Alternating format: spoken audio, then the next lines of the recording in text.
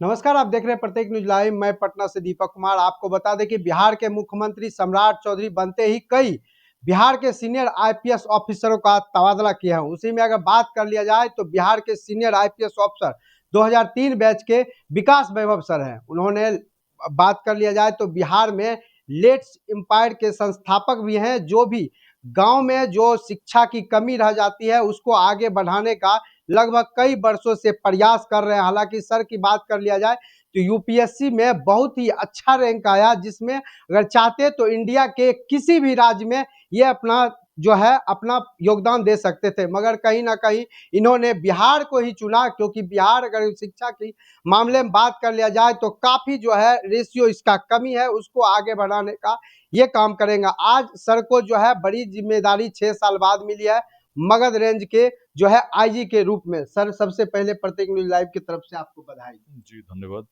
Sir, आज आप join कर रहे हैं, बड़ी जिम्मेदारी दी गई है। किस तरह से आप पहले भी उस इलाके में गया, औरंगाबाद, रोहतास में रह चुके हैं, कितनी बड़ी सर जिम्मेदारी आपको वहां पर दी गई? देखिए, सरकार ने जो दायित्व दिया है उसका संदेश है एक विधि का शासन जमीनी स्तर पर पता चले और आमजनों के बीच में पुलिस के प्रति एक विश्वास जगे, अपराध पर नियंत्रण हो, अवैध गतिविधियां बंद हो। तो इन सभी विषयों पर पूरी तरह से कार्रवाई रहेगी, बिना भय बिना पक्षपात के, और आमजनों के बीच में विश्वास बने इसके लिए जो प्रयास आवश्यक हैं किए जाएंगे।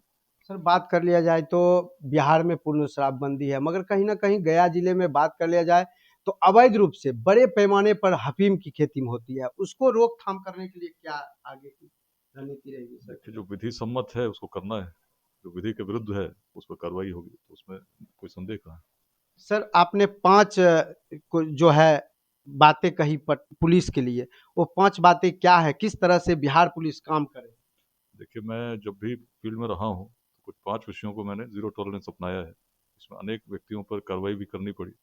पहला विषय तो ये है कि थाने में एफआईआर करने में कोई समस्या नहीं हो, कोई व्यक्ति जाते हैं उनकी शिकायत ली जाए, सुनी जाए। दूसरी दूसरा विषय है जिसमें एफआईआर जब लिया जाता है तो जो धाराएं लगनी चाहिए वैसा नहीं लगा करके कुछ धाराओं में न्यूनीकरण किया जाता है, इससे अपराध बढ़ता है। तो ऐसा नहीं हो, इस पर भी ध्यान रहेगा। पुलिस के द्वारा कोई अवैध गतिविधि नहीं हो, कोई वसूली नहीं हो। समय पर यदि कोई घटना घटती है उसकी सूचना वरीय पदाधिकारी को प्राप्त हो जाए।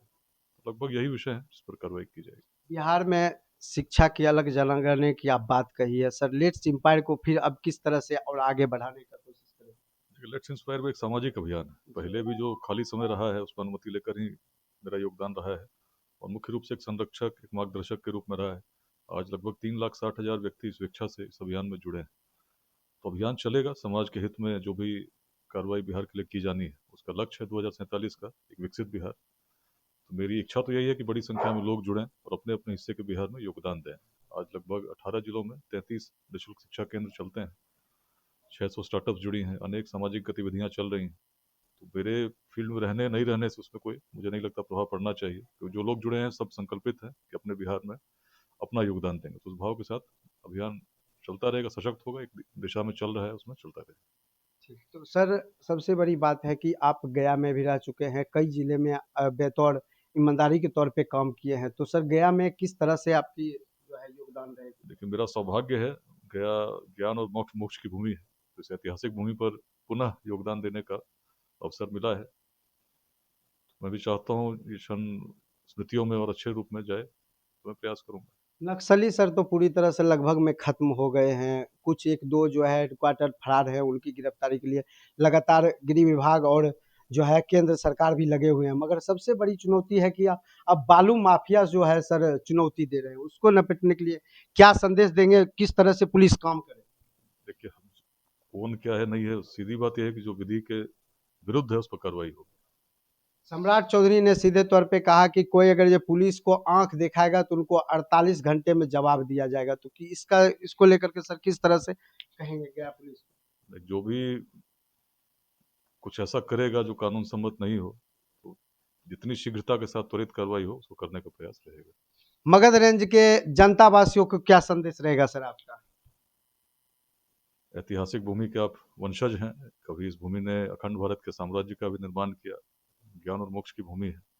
मैं चाहता हूँ उसी भूमिका में पुनः भूमि स्थापित हो और पूरे विश्व में एक टूरिस्ट डेस्टिनेशन के रूप में उभर कर लोगों को बड़ी संख्या में आकर्षित करे।